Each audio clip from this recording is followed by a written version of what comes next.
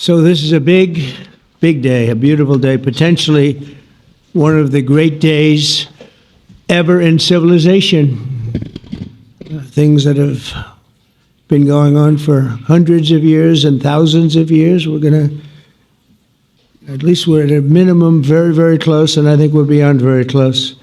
And I want to thank Bibi for really getting in there and doing a job. We've worked well together, as we have with many other countries, both of us, with many other countries, which is the only way this whole situation gets solved. And I'm not just talking about Gaza. Gaza is one thing, but we're talking about much beyond Gaza. The whole deal, everything getting solved. It's called peace in the Middle East.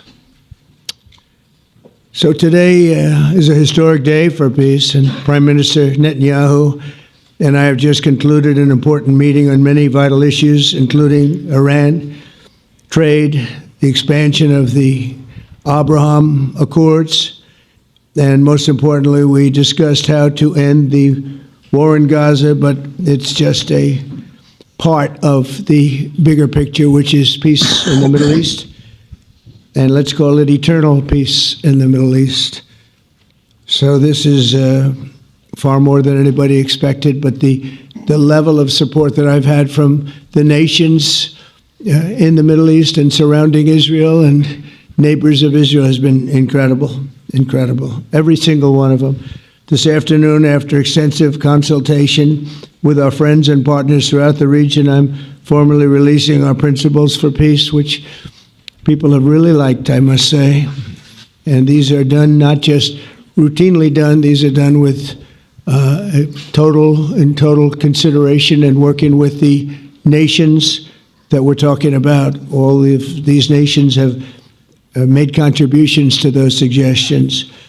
I want to thank the leaders of many Arab and Muslim nations for their tremendous support in developing the proposal, along with many of our allies in Europe. Europe has been very much involved, and as I was called by many of the European leaders, most of them saying, "Is this true?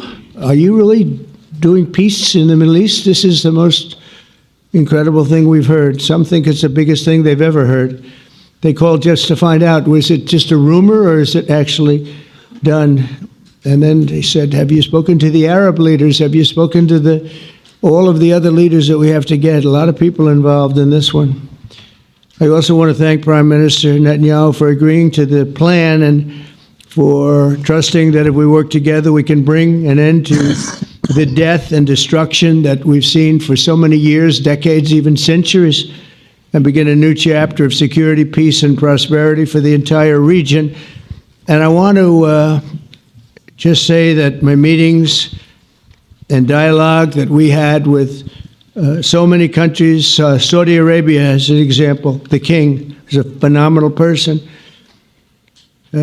The Emir of Qatar, he's incredible people. UAE, and that's MBZ and ABZ.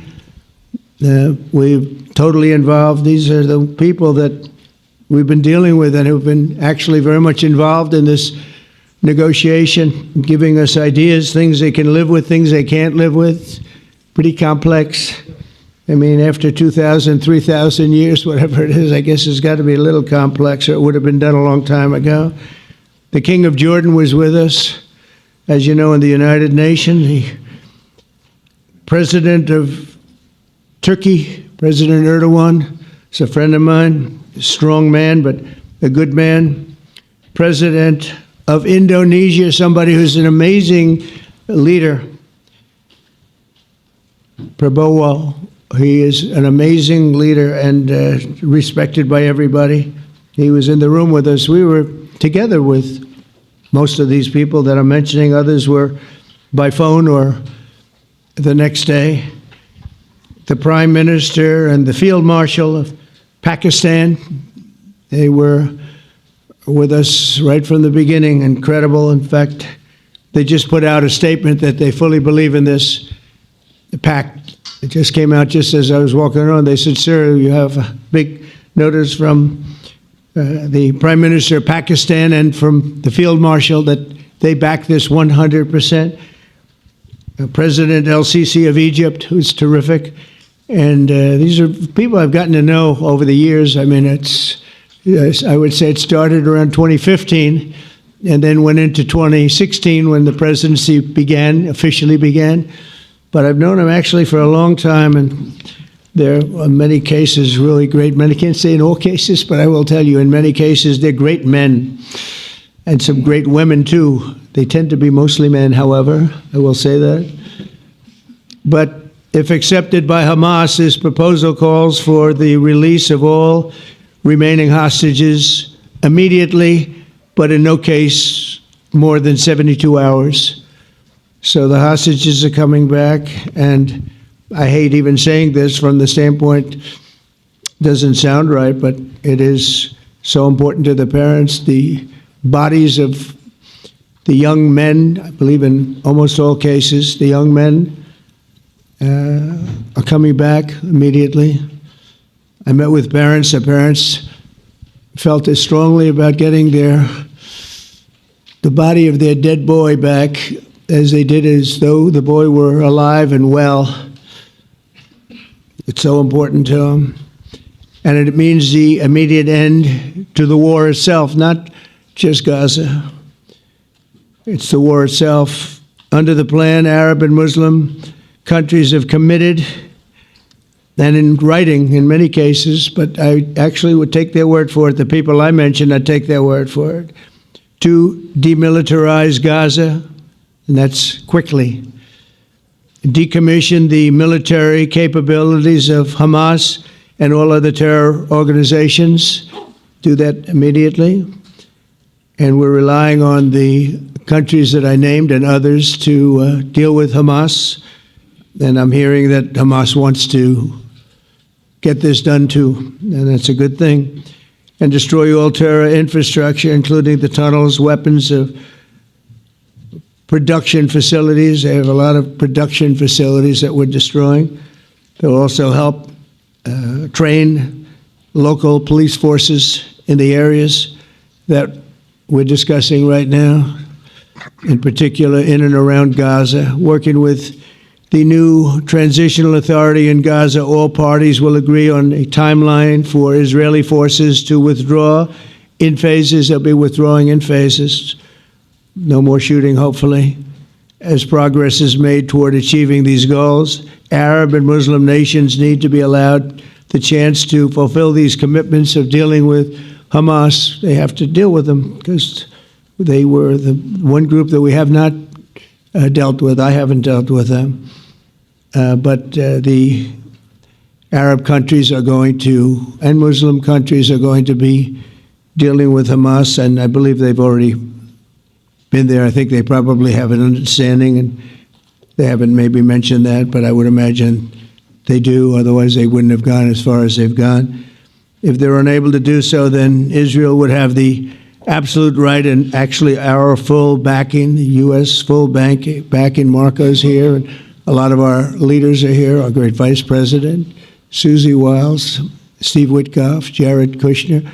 They've been so involved in this process. I don't think anybody else could have done it or even come close. But it's we're right there. We're right there. First time in thousands of years, I think you can probably say, if you really look into it, if you study back, if you're a scholar, you would say thousands of years. Israel would have my full backing to finish the job of destroying the threat of Hamas. But I hope that we're going to have a deal for peace. And if Hamas rejects the deal, which is always possible, they're the only one left. Everyone else has accepted it. But I have a feeling that we're going to have a positive answer. But if not, as you know, Bibi, you'd have our full backing to do what you would have to do.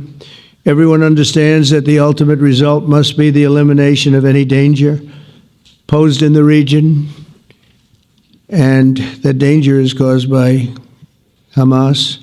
The tyranny of terror has to end, and this is, again, something that we're looking for. This is eternity. This is for forever. To ensure the success of this effort, my plan calls for the creation of a new international oversight body, the Board of Peace, we call it, the Board of Peace, sort of a beautiful name, the Board of Peace, which will be headed, not at my request, believe me, I'm very busy, but we have to make sure this works. The leaders of the Arab world and Israel and everybody involved asked me to do this, so it would be headed by a gentleman known as President Donald J. Trump of the United States. That's what I want, is some extra work to do, but it's so important that I'm willing to do it, and we'll do it right, and we're going to put leaders from other countries on, and leaders that are very distinguished leaders, and we'll have a board, and one of the people that wants to be on the board is the UK former Prime Minister, Tony Blair, good man, very good man, and some others, and they'll be named over the next few days, and it'll be quite the board. Working, everybody wants to be on it now. I don't know if that had anything to do. They named me and everybody else wanted to be on it. I guess they figure, well, he's a soft touch. He'll be easy to deal with. Working with the World Bank and others, it'll be responsible for recruiting and training a new government that will be made up of Palestinians along with highly qualified experts from all around the world. Hamas and other terrorist factions will play no role in the board, but they'll play no role in the governance of Gaza at all, directly or indirectly. As you know, thousands of Hamas leaders have been killed and soldiers have been killed. And we can never forget October 7th, but thousands have paid the price for that. And now it's time to get our hostages back and get back to trying to build something that's really great and very important. In our meeting today, Prime Minister Netanyahu was very clear about his opposition to a Palestinian state. And he continuously mentions October 7th, and I understand that. Most people do. And I understand and respect his position on many things, but what he's doing today is so good for Israel. I notice that they have large crowds gathering in Israel all the time, and they have my name up. They like me for whatever reason, maybe I don't know, but they do like me. But they say two things: please get the hostages back, and please end the war. They've had it. It's had it. So I think it's a very popular thing you do, because he's a warrior. He doesn't know about getting back to a normal way of life, but he is a warrior, and Israel's lucky to have him. But now the people want to get back to peace. They want to get back to normalization in a true sense. Several countries have foolishly recognized the Palestinian state. As you know, some of our European friends, allies, good people, but they're really, I think, doing that because they're very tired of what's going on for so many decades. They've been presidents and prime ministers for years, and during this time, having to do with the Middle East, all they're doing is talking about the same thing over and over. They want to see it get back. And nobody wants that more than me, or I believe Bibi too. But the people of Israel want it. They really want it. They want the hostages back. That includes the probably 32 bodies that we're talking about, 20 people that are living, 32 or so people that are dead, and they want to have peace. So let us not forget how we got here. Hamas was elected by the Palestinian people. Israel withdrew from Gaza thinking they would live in peace. Remember that a long time ago, they withdrew. They said, you take it. This is our contribution to peace. But that didn't work out. That didn't work out. It was the opposite of peace. They pulled away. They let them have it. And I never forgot that, because I said, that doesn't sound like a good deal to me. As a real estate person, I mean, they gave up the ocean, right? Ron, they gave up the ocean. They said, who would do this deal? And it still didn't work out. They were very generous, actually. And they gave up the most magnificent piece of land in many ways in the Middle East. And they said, all we want to do now is have peace. And that request was not honored. Instead of building a better life for the Palestinians, Hamas diverted resources to build over 400 miles of tunnels and terror infrastructure rocket production facilities and hid their military command posts and launch sites in hospitals, schools, and mosques. So if you went after them, you'd be after them, and you wouldn't even realize you ended up knocking out a hospital or school or a mosque. A terrible thing, terrible way to have to fight. No fight is good, but that's a real bad one. So there are many Palestinians who wish to live in peace. Many. I've seen so many of them, and they have support. And I challenge the Palestinians to take responsibility for their destiny, because that's what we're giving them. We're giving them responsibility for their destiny, fully condemn and prohibit terrorism and earn their way to a brighter future. They don't want the life that they've had. They've had a rough life with Hamas. If the Palestinian Authority does not complete the reforms that I laid out in my vision for peace in 2020, they'll have only themselves to blame. We're giving them an amazing footprint, and they have amazing support from the leaders of the Arab world and the Muslim world, the great leaders. These are great leaders. These are unbelievable leaders that have built great countries and very wealthy countries. What the future holds for the Palestinians, no one really knows, but the plan that we put forward today is focused on ending the war immediately, getting all of our hostages back, getting everything back. Hard to believe when you even say it, and creating conditions for durable Israeli security and Palestinian success. Israeli security is going to be involved. We're going to help you. We'll be there with you in terms of helping with security. We want to make sure it works. We just want to make sure it works. There shouldn't be a shot fired. Now, there will be, I guess, because that's the way it seems to be, but there shouldn't have to be within a few days. There shouldn't have to be a shot fired. And maybe for eternity. Wouldn't that be nice? I hope it's true. I can tell you the leadership of that region feels that there's a good chance of it being true. So this will lead to this agreement that we're talking about will lead to a sustainable long-term peace. No president in history has been a greater friend of the state of Israel than I have, in addition to negotiating the Abraham Accords. I like to say it that way because the real people, that's what they call Abraham. I would say Abraham, but it's so much nicer when you say Abraham. So much more elegant.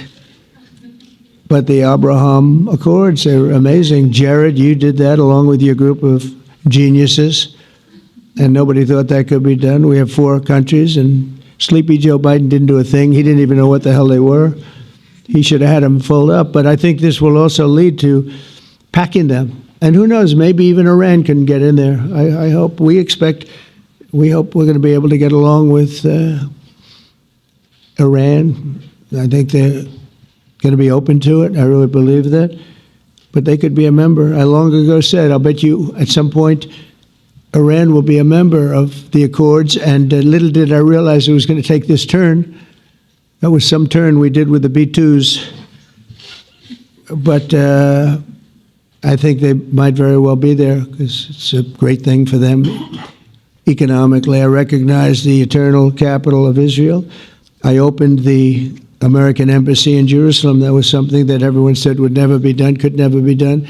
Virtually every president for many, many years, for decades, would campaign on making Jerusalem the capital of Israel. They campaigned on it over and over. Is that right, Steve? Is that right? Everyone, and when they got to it, and I understand why now, because it was so. When I got to office, I campaigned on it too. I said, we're going to make it. And then I'd get calls from the leaders of various countries saying, please don't do it. Please don't do it. It'll end the whole world. Please don't do it. And finally, I just didn't say anything, and I did it. People were calling me before I did it because they heard I was going to do it. And leaders of countries were calling me. And I think it was on a Thursday that I did it. And they'd call me Monday, Tuesday, Wednesday, 3-4 times a day. And I said, tell them I'll call them back on Friday. And I announced it on Thursday. And I called them back, the biggest people in the world. And they said, you've done it. I said, done what? You've made the capital of Israel, Jerusalem. And we wanted to talk yet. I wish you called me a little sooner. Maybe I could have done something about So that was a lot easier than getting into an argument, because I knew what they were calling about. And you know what? It turned out to be amazing. Everybody thought it was going to lead to the end of the world, right? The end of the world, Ron, that's what they said. It didn't lead to anything. It just led to something that I promised, and something that was very, very popular for Jewish people and a lot of other people too. I recognize Israeli sovereignty over the Golan Heights, and I cut taxpayer funding to the corrupt United Nations Relief and Works Agency. And United Nations was interesting because, as you know, a few days ago they introduced me. Ladies and gentlemen, the President of the United States. I'm looking at my teleprompter, and the thing was dead, stone cold, dead. The thing's up here. I have a long, beautiful speech to make. I'm back 30 feet back, and I'm saying, they're introducing me. There's nothing on my teleprompter. So, but I made a speech. I actually got good marks. You think Biden could have done that? I don't think so. I don't think he could have done that. I don't think too many people could have done it. But actually, it was actually more of a speech from my heart, if you want to know the truth. I think it was maybe better in certain ways because it was from the heart. It has to be from the heart, otherwise you're in big trouble. But I cut taxpayer funding for that very corrupt United Nations Relief and Works Agency, and nobody thought that would be done, and withdrew from the horrible Iran nuclear deal that was imposed upon Israel by Barack Hussein Obama and Biden. And I don't think Biden knew anything about it, though. I don't think he knows anything about it now, actually, if you ask him. He'd say, what is that? And we obliterated Iran's nuclear enrichment capacity, making it impossible for them to have a nuclear weapon, which they would have had probably in about 2 months from that. But I've never asked Israel to compromise its security, but we had big, strong talk. Nobody's been better to Israel. No president's been better to Israel than Donald Trump. But we had a long, strong talk, Bibi and I, and he understands it's time. It's time. History has shown, and the people of Israel want it. And the people of the Middle East want it. The people of enemies of Israel want it, but they don't have really too many enemies right now. And you know what? Many countries have gained great respect for Israel, for the way they fight, for the job they do, including me. I had respect anyway, but they gained respect. History has shown us that those who have relations with Israel have thrived, while those who have devoted resources and attention toward the destruction and even annihilation of Israel have languished. They haven't done well. Israel is not going anywhere. They're going to coexist with other people and countries in the region, from Syria to Lebanon to Saudi Arabia. The promise of a new Middle East is so clearly within our reach. This is the closest we've ever come to real peace, not fake peace, not political fool's peace. If we can get this difficult problem solved, the opportunities for all within that vast region of this world, it's a vast region, it's unlimited. The Abraham Accords show that all countries are better off when they communicate and work together and embrace new opportunities. I hope Jared and Steve and Susie and Marco and JD, we have great people. I hope you guys are going to work very hard to get these other countries in, because now they have no excuse. There's no longer an excuse. They were somewhere hesitant. And I tell you, the 4 countries that went in, I give them tremendous credit, and it's worked out incredibly well for them. In the same spirit, I'm pleased to report that earlier today, we took another important step toward greater understanding in the region. A short time ago, we had a historic phone call in the Oval Office with Prime Minister Tani, who's really a great person. So we had a great talk, and I was on the phone, and Bibi was talking. Prime Minister Al Thani was of Qatar. They really had a heart-to-heart conversation. It was a great conversation, I thought. It was productive. It was everything that you need to have something turn out to be successful. And I want to thank Bibi, and I want to thank the Prime Minister. It was fantastic. We agreed to launch a formal trilateral mechanism between Israel, Qatar, and the United States to begin a dialogue to enhance mutual security, correct misperceptions, and avoid future misgivings. And I want to thank Qatar, its leadership, and the Emir. He's a fantastic person. I think, I'm going to be his public relations man because I know him differently than a lot of people know him. But he wants peace. He wants to see peace. And his people, and they really acknowledge the critical role that they've played as mediator. And again, we're not quite finished. We have to get Hamas, but I think they're going to be able to do that. So now it's time for Hamas to accept the terms of the plan that we've put forward today. And again, this is a different Hamas than we were dealing with because I guess over 20,000 have been killed. Their leadership has been killed 3 times over. So you're really dealing with different people than we've been dealing with over the last 4 years, 5 years. Everyone has done their part and come to the table in good faith. Our Arab and Muslim partners are fully prepared to step up and fulfill their commitments for the benefit of the people of Gaza and the entire region. They're willing to step up and do a lot. They really are. There are a lot of good people involved. Everybody who wants to see an end to the violence and destruction should be united in calling for Hamas to accept the extremely fair proposal so that we can end the war and get us back our hostages right now and have everlasting peace. And I look forward to having relationships with everyone. As the chairman of the board, I'll be involved, and we'll have meetings with some very smart people that'll be working over there to make sure that we haven't just been wasting time with an agreement that doesn't get done. The task of building peace will not be easy. There are some of the hardest problems in the world to solve, and that's why it's been going on for so many centuries. But too many lives are at stake not to try, and this is more than a try. I mean, I think this is something that gets done when you have virtually every country, and these are powerful countries that have a lot of money, and the money can make things happen. A lot of countries try, and they don't have any money. These are very rich countries that can make things happen. So together we'll forge a much safer and more hopeful future for everybody, including Israel. And I want to thank Prime Minister Netanyahu for his partnership, and I want to thank all of the leaders, the kings and the emirs and the presidents and prime ministers, people I mentioned.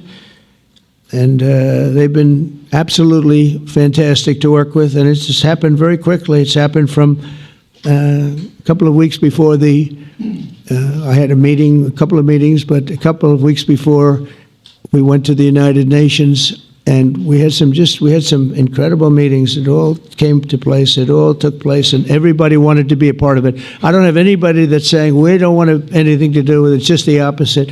And I'll tell you, a couple of years ago, a year ago, I don't think we would have had this kind of participation, Mr. VP, right? I don't think we would have had. It's been amazing. The participation was 100%. Everybody wants to be a part of it. And everybody, those very strong countries, everybody wants it to work. So, Bibi, congratulations on this. I think this will be your crowning achievement, frankly. If this all works out, we think it will. It's going to be your crowning achievement, and I want to thank you very much for being here. Thank you, please. Thank you. Thank you. Mr. President, first I want to thank you for graciously hosting me once again in the White House. And second, I want to thank you for your friendship and for your leadership.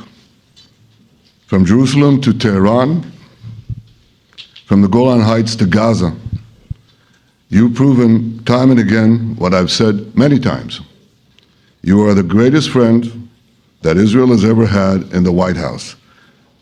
And Mr. President, you and I both know it's not even close. While you focus at home on making America great again, your leadership abroad is changing the world for the better, ending wars and advancing peace. I believe that today we're taking a critical step towards both ending the war in Gaza and setting the stage for dramatically advancing peace in the Middle East, and I think beyond the Middle East. very important Muslim countries. I support your plan to end the war in Gaza, which achieves our war aims. It will bring back to Israel all our hostages, dismantle Hamas's military capabilities, end its political rule, and ensure that Gaza never again poses a threat to Israel. We would not have achieved this turning point without the courage and sacrifice of our incredibly brave soldiers. They fight like lions to defend the people of Israel, and they serve on the front line in the war between civilization and barbarism. Mr. President, when our two countries stand shoulder to shoulder, we achieve the impossible. Just a few months ago, in Operation Rising Lion and Operation Midnight Hammer, we struck a decisive blow against Iran's nuclear and ballistic missile program. Your bold decision to send those B-2s made the region safer and the world safer. Now, under your leadership, we're taking the next step to win the war and expand the peace. Your plan is consistent with the 5 principles my government set for the end of the war and the day after Hamas. Everybody asks, what is your plan for the day after Hamas? Here's our plan. Passed it in the cabinet. All our hostages, both those who are alive and those who died, all of them will return home immediately. Hamas will be disarmed. Gaza will be demilitarized. Israel will retain security responsibility, including a security perimeter for the foreseeable future. And lastly, Gaza will have a peaceful civilian administration that is run neither by Hamas nor by the Palestinian Authority. If Hamas agrees to your plan, Mr. President, the first step will be a modest withdrawal, followed by the release of all our hostages within 72 hours. The next step will be the establishment of an international body charged with fully disarming Hamas and demilitarizing Gaza. I appreciate your willingness to lead the body, Mr. President. I really appreciate it because you have a lot of things to do, and this is important. And it reflects the confidence that this will give everyone, that things will be followed up on all the commitments made. The fact that you're taking this on, I think, helps a lot to make sure that everything flows in the direction that we want. Now, if this international body succeeds, we will have permanently ended the war. Israel will conduct further withdrawals linked to the extent of disarmament and demilitarization, but will remain in the security perimeter for the foreseeable future. I think we should understand that we're giving everybody a chance to have this done peacefully, something that will achieve all our war objectives without any further bloodshed. But if Hamas rejects your plan, Mr. President, or if they supposedly accept it and then basically do everything to counter it, then Israel will finish the job by itself. This can be done the easy way, or it can be done the hard way, but it will be done. We prefer the easy way, but it has to be done. All these goals must be achieved because we didn't fight this horrible fight, sacrifice the finest of our young men to have Hamas stay in Gaza and threaten us again and again and again with these horrific massacres. Mr. President, I was encouraged by your clear statement at the UN against the recognition of a Palestinian state. That would be an outcome that, after October 7th, would reward terrorism, undermine security, and endanger Israel's very existence. As for the Palestinian Authority, I appreciate your firm position that the PA could have no role whatsoever in Gaza without undergoing a radical and genuine transformation. In your 2020 peace plan, which you mentioned just now, you made clear what that transformation requires. It's not lip service. It's not checking a box. It's a fundamental, genuine, and enduring transformation. And that means ending pay to slay, changing the poisonous textbooks that teach hatred to Jews, to Palestinian children, stopping incitement in the media, ending lawfare against Israel at the ICC, the ICJ, recognizing the Jewish state, and many, many other reforms. It won't come as a surprise to you that the vast majority of Israelis have no faith that the PA Leopard will change its spots. But rather than wait for this miraculous transformation, your plan provides a practical and realistic path forward for Gaza in the coming years, in which Gaza will be administered neither by Hamas nor the Palestinian Authority, but by those committed to a genuine peace with Israel. I think this can be not only a new beginning for Gaza, I think it can be a new beginning for the entire region. Under your leadership, we can re-energize, well, I've got to contribute my own, we can re-energize the Abraham Accords. That's what it's called in the original Hebrew, Abraham. Abraham is fine, Abraham, however you want to call it. Under your leadership, Mr. President, we can re-energize the Abraham Accords that we forged 5 years ago. We can expand them to many more Arab and Muslim nations that choose moderation over extremism. I think there's an opportunity here. It's not going to be easy, it's tough going, but I think if we succeed, you're absolutely right. We're going to open possibilities that nobody even dreamed of. But I think we dream of them. As you've told me, Mr. President, and you've told the world many, many times, you said, remember October 7th. Remember October 7th. And we do. We will never forget the horrors of October 7th, and we will do whatever is necessary to make sure they don't happen again. Since October 7th, Israel's enemies have learned a hard truth. Those who attack us pay a heavy price, but those who partner with us advance progress and security for their peoples. President Trump just said it. It's also in the Bible. It says, those who will bless you will be blessed, and those who will curse you will be cursed. And that's actually what is happening. We want the blessings. I think we've done a lot in the past 2 years to end the curse. We're not finished, but we've done a lot. And we've done a lot together to end the curse.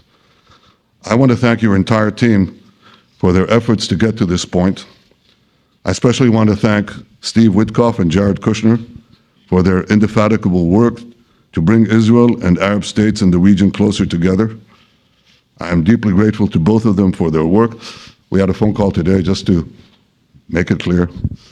I said to the Prime Minister of Qatar, Israel was targeting terrorists, wasn't targeting Qatar.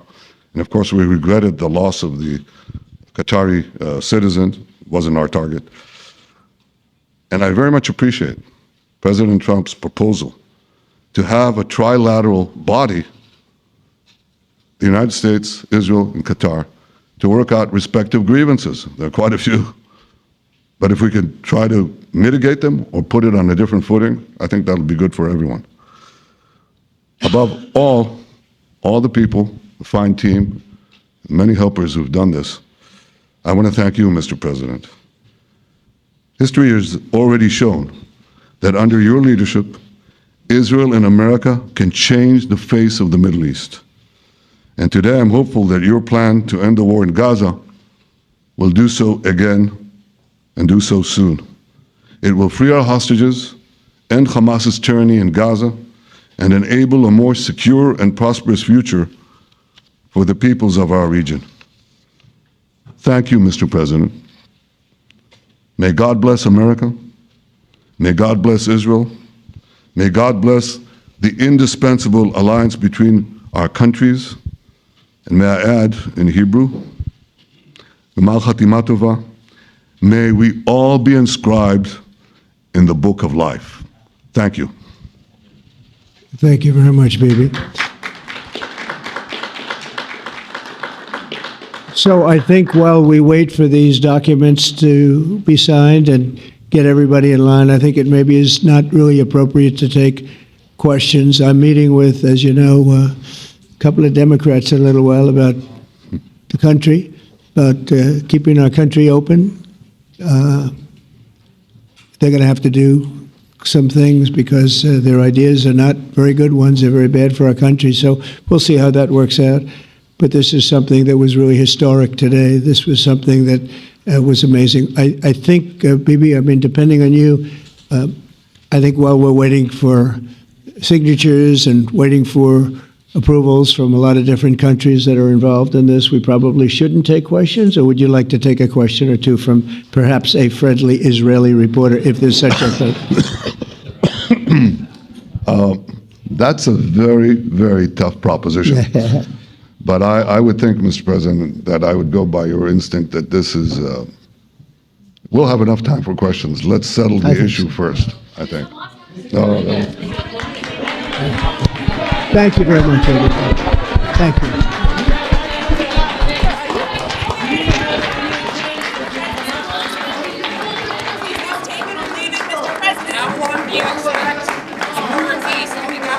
How long do you have to respond?